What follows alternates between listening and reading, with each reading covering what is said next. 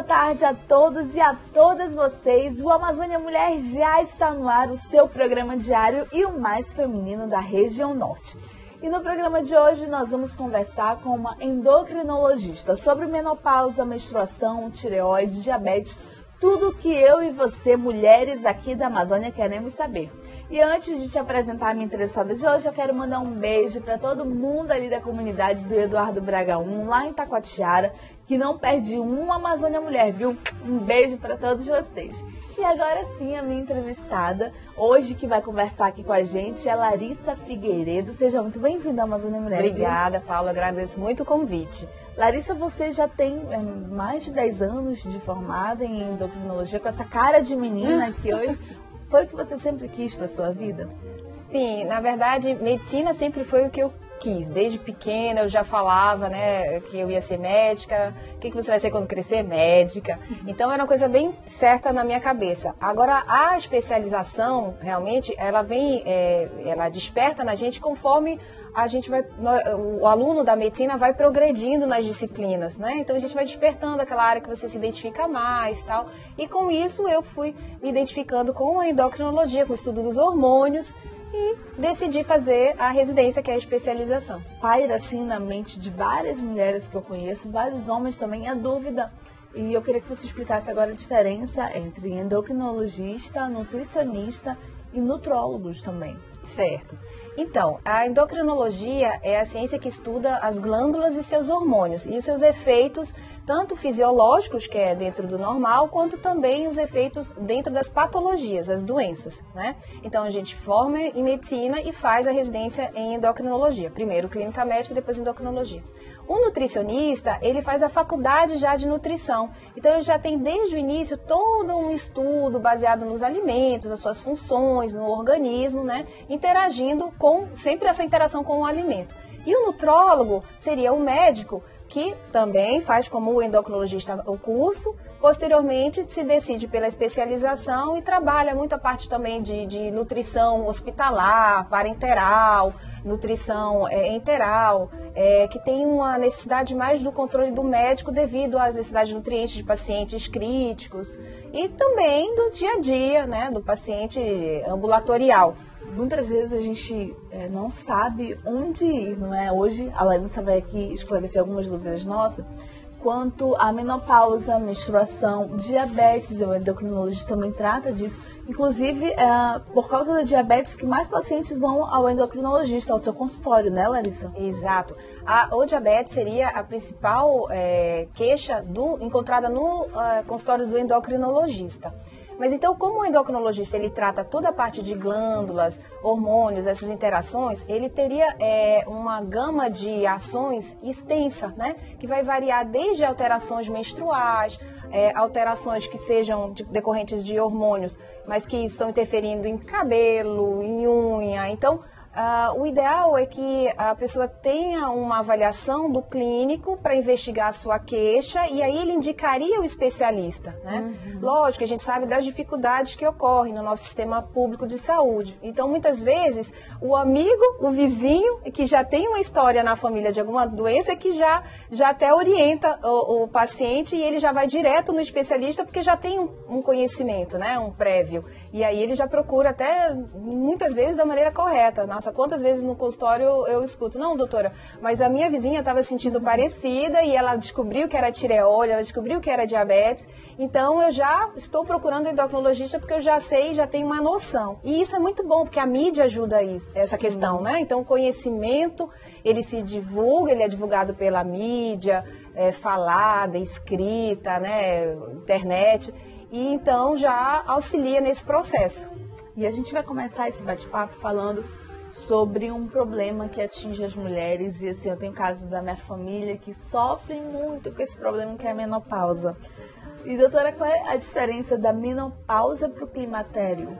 Certo, então a questão da menopausa é uma situação fisiológica, né, na grande maioria, em que há um decréscimo, um declínio da nossa produção de estrogênio e com isso se instala, né, a interrupção do processo de menstruação. Mas até que essa interrupção se defina totalmente, existe aquela irregularidade já pelo um certo nível de deficiência que não é total insuficiência, mas já há uma certa deficiência que vem com aqueles fogachos, as queixas de calores, irritabilidades, que a gente define como climatério, que está iniciando aquele processo até que há a interrupção completa, né, da menstruação e a menopausa instalada. Geralmente em torno dos 50 anos, 49, 51, aí vai variar muito e tem muito histórico familiar. Então, minha mãe entrou na menopausa com 50 anos, a minha tendência é entrar nessa fase. Agora, existe a menopausa patológica no sentido em que é precoce demais, né? Então, alguma doença autoimune, alguma situação que faça com que a mulher já pare de menstruar de forma muito precoce, que aí a gente considera como patológica, ou seja, há uma característica de doença. E tem muitas mulheres que quando entram nessa fase, elas fazem a reposição hormonal. Você, como outra doutora, você pode falar se pode, se não pode, se é bom, se não é?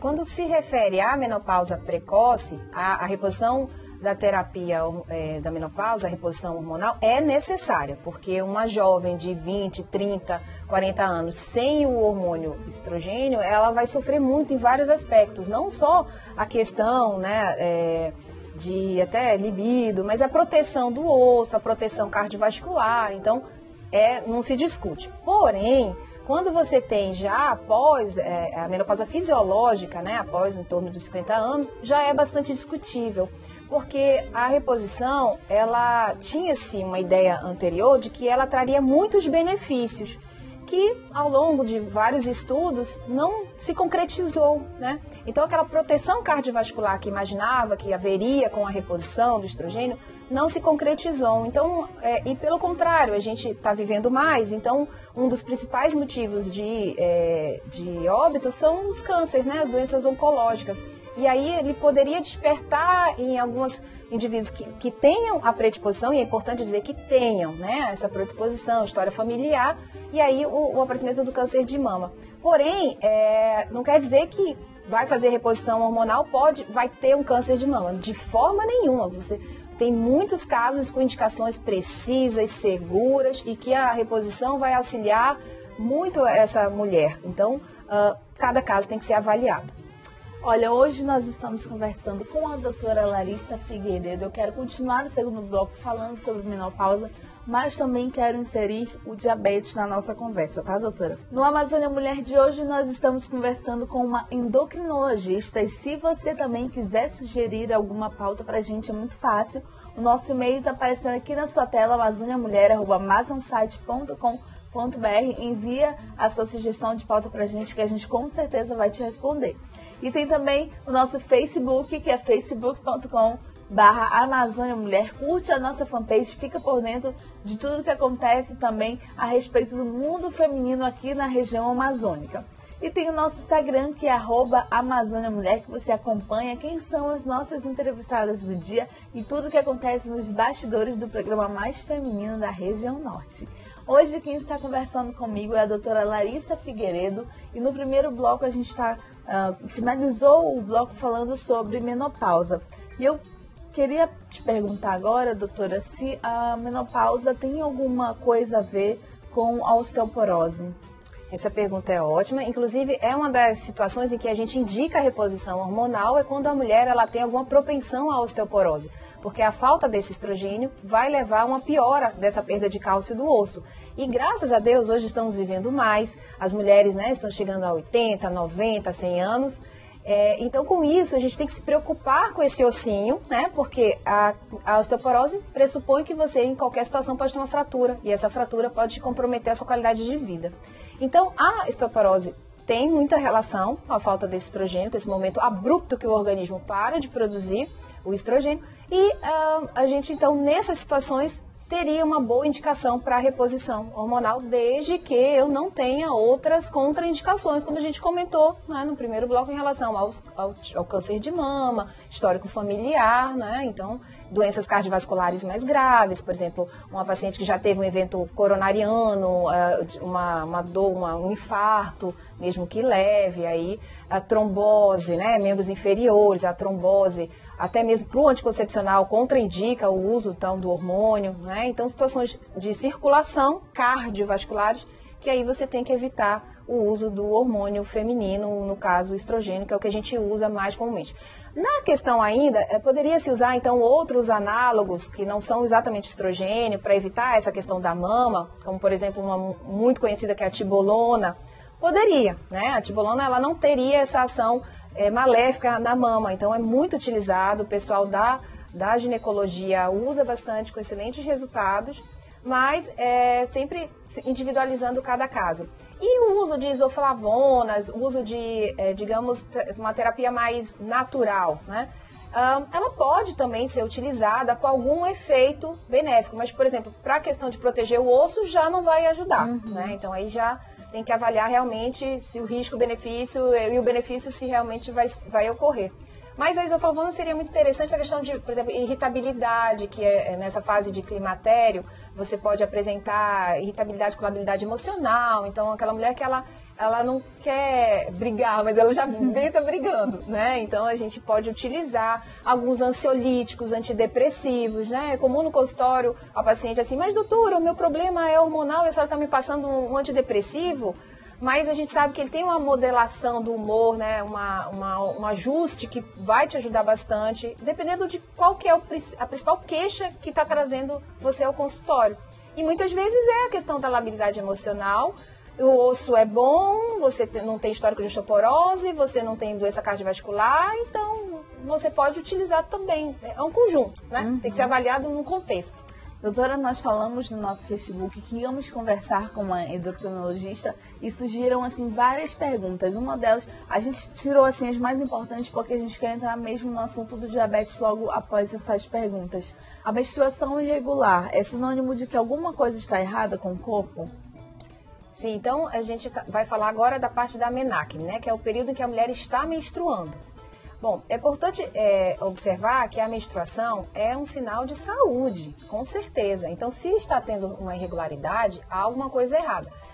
Quando isso ocorre uma vez, um mês, um segundo mês, a gente pode até avaliar se não está dentro de um contexto de estresse emocional, se de repente a mulher, a paciente não está passando por uma fase de algum estresse do ponto de vista de família, etc., né, que possa ter levado a essa situação. Mas, isso se persistindo após 2, 3 meses, né, ficando inclusive em período de amenorreia, que a gente fala que é o período que nem vem a menstruação, né, não é só irregular, ela simplesmente nem vem, com certeza há algo errado. E aí o que eu chamaria atenção, em primeiro lugar, até porque a gente tem uma prevalência alta, tireoide, né, tireoide, problemas na prolactina.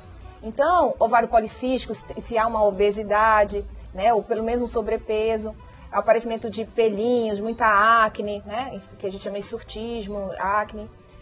Então, em modo geral, menstruação é saúde. Então, se eu tenho uma situação em que ela está suspensa por algum motivo, aí tem que ser avaliado. Mas eu gostaria também de deixar uma coisa clara. Para algumas mulheres, que aí é uma fração menor, menstruação termina virando uma doença, né? E aí eu tenho que colocar os dois lados da moeda.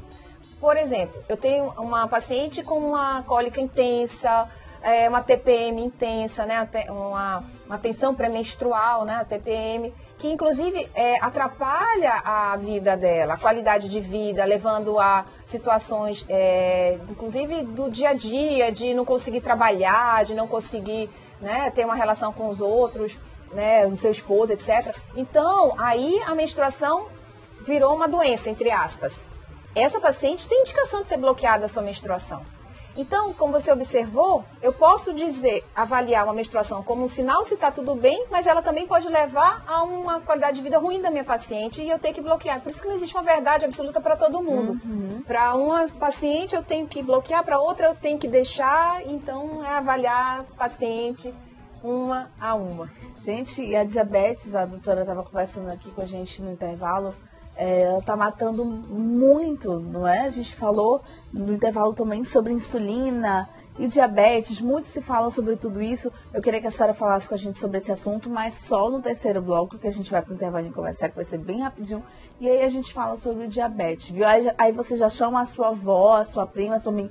Muita gente pensa até que diabetes só minha avó que tem, só minha mãe que tem, eu não tenho. Não é, né, doutora? Cada vez mais precoce, idade de 40 anos. E eu tô falando de diabetes tipo 2, que é aquele que normalmente é acima de 40 anos. Mas com 30 a gente já está observando no consultório. O tema do Amazônia Mulher de hoje é endocrinologia e a gente está abordando vários assuntos hoje referente a mim e a você, mulher da Amazônia e do mundo todo, viu? E se você quiser rever esse programa é muito fácil, é através do boraver.com.br, não só o Amazônia Mulher, como todos os outros do Amazonsat. A minha entrevistada é a doutora Larissa Figueiredo, ela que é endocrinologista. Doutora, eu já queria entrar agora no assunto do diabetes. Está matando demais. Eu queria que você esclarecesse dúvidas a gente.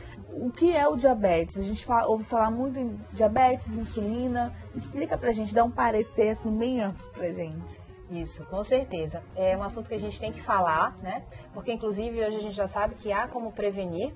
Então, a diabetes é uma doença que já está dentro das 3 principais causas de morte no mundo. É uma epidemia. A gente já fala em níveis epidêmicos mesmo. Então, assim, e se não foi a causa principal, mas ela está lá no fator concomitante. Então, infartou, mas era diabético. Teve um AVC, um derrame, né? Era diabético. Alguma situação assim, era diabético junto. Então, tem que ser falado o mal do século, principalmente a gente colocar junto com a obesidade. Então, a doença ela se caracteriza por um aumento da glicemia, que seria o açúcar, no sangue. E por que esse sangue tem essa glicose tão elevada? Porque ela não consegue entrar nas células. E não entra na célula porque a insulina, que é o hormônio produzido no pâncreas, que deveria mobilizar essa entrada, está incompetente. Ele não consegue fazer o trabalho corretamente. E não consegue porque há uma resistência à sua ação, e essa resistência tem muita relação com hereditariedade, aí seriam problemas de receptor da célula, que aí você já herda, né? E com o passar dos anos, eles começam a enferrujar.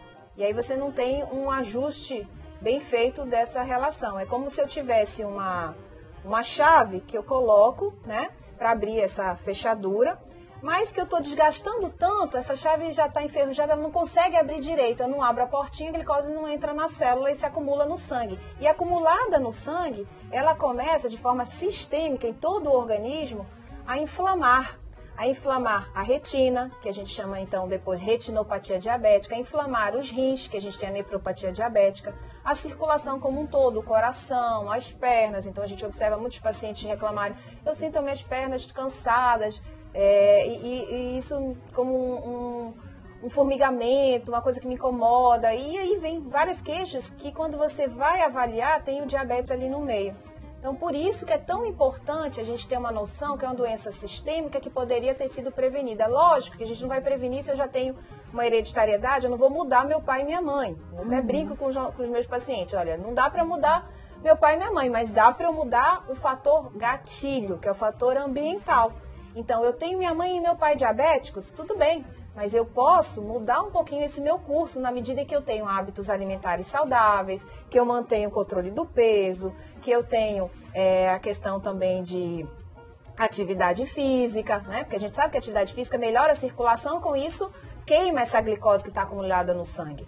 E não precisa ser coisa complicada, Paula. Paula não precisa entrar em nenhuma academia cara e difícil. É uma caminhada. É um tênis confortável que você ande próximo da sua casa. Então não tem que complicar, a gente tem que facilitar a vida. E também a questão alimentar não é nenhum produto que às vezes a gente vê muito na mídia, esses modismos, né? Que tem que usar o sal que vem não sei da onde, sem citar, que o cereal tal que vem compra só naquele lugar. Não, gente, é o arroz, o feijão, é a fruta regional que a gente tem que usar, mas da maneira moderada, comendo pouco várias vezes, né? Com moderação. Então, eu posso comer uma fruta que seria uma melancia ou seria uma uva, né? Então, né? Os dois são, mas é lógico, eu tenho que ter bom senso. Então, uma fatia pequena de melancia, daqui a 3 horas que meu organismo já vai ter digerido, eu como outra fatia. Tem gente assim que não. Doutora, mas eu não tô comendo tanto doce, eu evito doce, eu não coloco nenhuma gotinha de açúcar no meu organismo. E a minha diabetes está alta e tal. Excelente pergunta. Isso é uma coisa que angustia muitos pacientes no consultório. Então, na verdade, tudo se transforma em glicose, né? Inclusive os alimentos saudáveis, os alimentos que não são doces, salgados, né?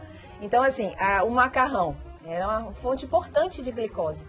Mas então quer dizer que eu estou proibido de comer macarrão? Não. Apenas aprenda que se eu já escolhi o macarrão, eu não vou comer o arroz, eu não vou comer a farinha. A farinha, então.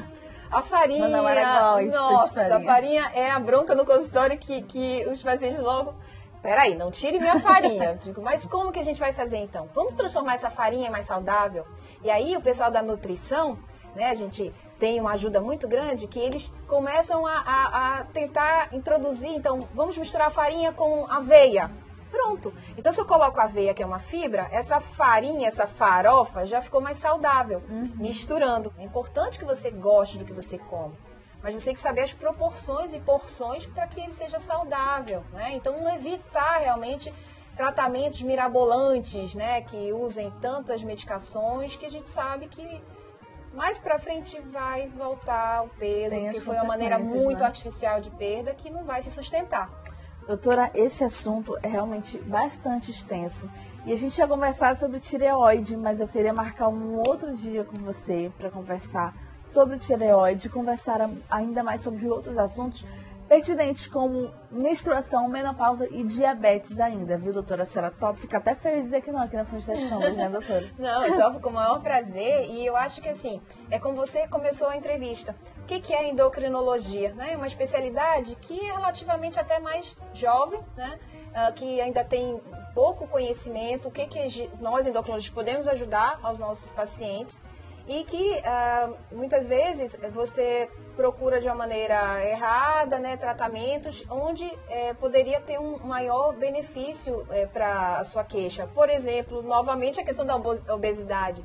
Né? Então, existia aquela ideia, eu sou obeso porque não fecho a boca, né? Você está acima do peso porque você não fecha a boca, você que não quer nada. Não tem vergonha na cara. Tem vergonha na cara, né? Então, assim, na verdade, a gente sabe que tem essa questão metabólica, hormonal, genética e que nós podemos ajudar mais os nossos pacientes. Tem aquelas pessoas, as mulheres sofrem muito com isso, que é um metabolismo que não funciona direito ou está mais devagar depois dos 25, 26, por aí. As mulheres que engordam, doutora, assim, vamos supor, elas... Eu nem vi. Quando eu me olhei no espelho, eu já estava gordinha, vesti uma roupa, não deu certo mais. E às vezes acabam indo nessas dietas mirabolantes que fazem emagrecer também e fazem engordar também muito rápido, né, doutora? O que seria mais aconselhável para essas meninas? Ou para esses meninos também, né? Eu acho que é um problema da vida moderna. Falta paciência. Paciência para as pessoas, né? Porque é tudo muito corrido, eu tenho que ter resultados muito rápidos e com isso leva a esses tratamentos, digamos, não muito saudáveis, né? Mas que conseguem rapidamente emagrecer.